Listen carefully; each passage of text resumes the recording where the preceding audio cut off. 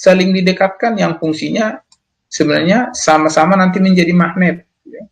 Nah, tapi satu fungsinya sebagai magnet, sebagai sumber, ya.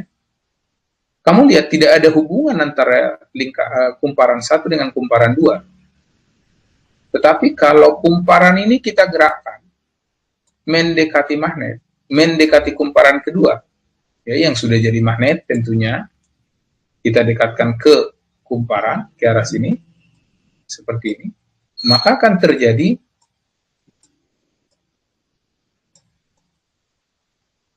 listrik.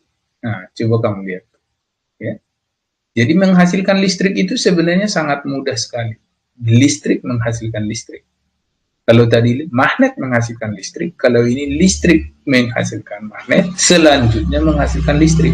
Jadi tidak ada hubungan. Nah, ini menjelaskan sebenarnya kalau pembangkit listrik tenaga air adanya jauh di Saguling atau di tempat lain, katakanlah misalnya PLTA dimanapun, apakah arus listriknya sampai di rumah kita secara langsung? Tidak. Yang nyampe itu adalah arus listrik induksinya. Jadi sebenarnya di sana ada magnet seperti ini, lewat transformator, trapo-trapo yang ada di instalasi-instalasi listrik tegangan tinggi. Jadi dia nanti ada dua macam, trapo step up untuk menaikkan dan trapo step down tentunya untuk menurunkan. Nanti kamu boleh pelajari itu. Ini juga sebenarnya bisa diatur, ya, bisa diatur. Kalau kamu mau ngatur di sini, area lilitannya misalnya berapa persen, bisa kau kurangi.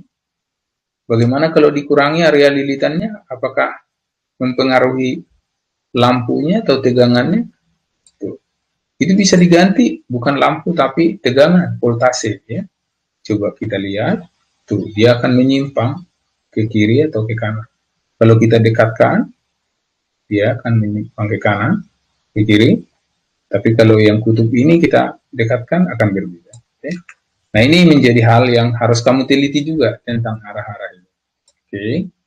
Selanjutnya kita gantikan balik ke lampu dulu. Kita coba balikkan dia ke AC atau arus bolak-balik, lalu kita dekatkan. Ya. Nah, coba kamu amati. Okay. Di situ lampunya berkedip, kadang ada, kadang tidak. Kenapa? Karena kemagnetannya kadang arahnya berbeda-beda. Seperti tadi di elektromagnet. Ya. Memang ini elektromagnet yang membangkitkan listrik. Inilah yang disebut dengan induksi elektromagnetik. Bisa ditampilkan hasil pengukurannya juga. Tampilkan kompasnya juga. Okay. Ini kompas ditampilkan di sini supaya untuk mengamati apakah ada perubahan magnet, perubahan garis gaya magnet. Nah, jadi sekali lagi, perubahan garis gaya magnet yang menyentuh kumparan, itulah yang menghasilkan listrik. Sekali lagi, itulah yang kita sebut flux magnet, yaitu besarnya jumlah garis gaya magnet yang menembus luas permukaan kumparan. Oke, nah ini bisa dilihat, area lilitannya diperbesar. Nah, bagaimana listriknya? Ya, bisa terlihat. Itu kalau didekatkan seperti apa, makin terang. Kalau dijauhkan seperti apa, itu makin redup. Oke. Ini hal-hal yang bisa kita teliti. Ya. Oke. AC tidak perlu lagi digerakkan. Kenapa? Karena dia sudah berubah sendiri. Jadi di sini sangat ditekankan adanya perubahan jumlah garis gaya magnet yang mengenai kumparan alias flux magnet. Itu yang harus menjadi penekanan di pikiran kalian. Ya. Oke, sekarang kita mencoba melakukan percobaan yang lain, ya, yang kita sebut dengan generator. Ya. Apa itu generator? Generator adalah dari gen yang artinya menghasilkan. Bagaimana caranya menghasilkan listrik? Ya, tenaga apa yang dibuat memutar magnet tadi, menggerakkan magnet tadi? Nah, coba kita kasih air yang memberikan gaya dorong. Di sini ada air, nanti digerakkan, ini airnya mengalir. Ya. Nah, ini kumparan akan bergerak, akan ada lampu. Ya. Nah, ini saya matikan dulu. Airnya kecil. Lihat perubahan medan magnet. Terbukti dari adanya pergerakan dari kompas. Dan hasil listrik yang dihasilkan di kumparan. Semakin besar kecepatan berubah, ya delta T ini waktu, perubahan waktu yang singkat. Tetapi perubahan gaya magnet sangat besar, ini menimbulkan flux magnet yang sangat besar.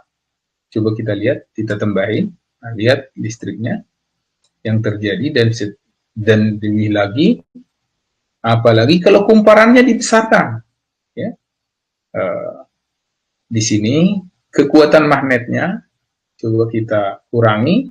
Jadi kalau magnetnya kekuatannya rendah, biarpun diputar dengan sangat kencang, dia tetap menghasilkan listrik yang kecil. Nah, jadi ada beberapa faktor lah yang menghasilkan listrik di sini. Yang pertama adalah kekuatan magnet, kecepatan perubahan energi potensial ini menjadi energi kinetik, dan besarnya kumparan ini juga mempengaruhi, ya. Nah, ini mempengaruhi. Nah, kita coba lihat ya, kita lihat medan listrik yang terjadi di sini. Ya, coba kamu lihat, kita besarkan ini.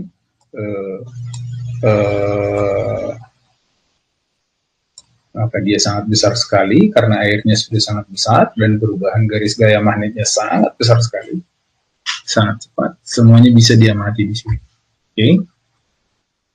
Demikian kita coba satu hal ini. Untuk kamu bisa menonton yang lain juga, cari sendiri di PHET ini sangat banyak. Kamu tinggal membuat browsing kamu dengan menuliskan PHET Simulation for Magnetic atau Magnetic Induction, ya. Kamu tinggal mencoba, atau nanti kemagnetan bumi, ya. Boleh kamu lihat, ya. Oke, sampai di situ saya pikir kamu bisa menangkap apa yang kita maksud dan yang diinginkan pelajaran ini. Kamu bisa membuat sendiri apa yang menjadi penelitian kamu, menentukan sendiri, dan kamu melakukan meneliti sendiri, dan kamu menyimpulkan sendiri, ya, dari apa yang kamu lakukan. Oke, kita keluar dari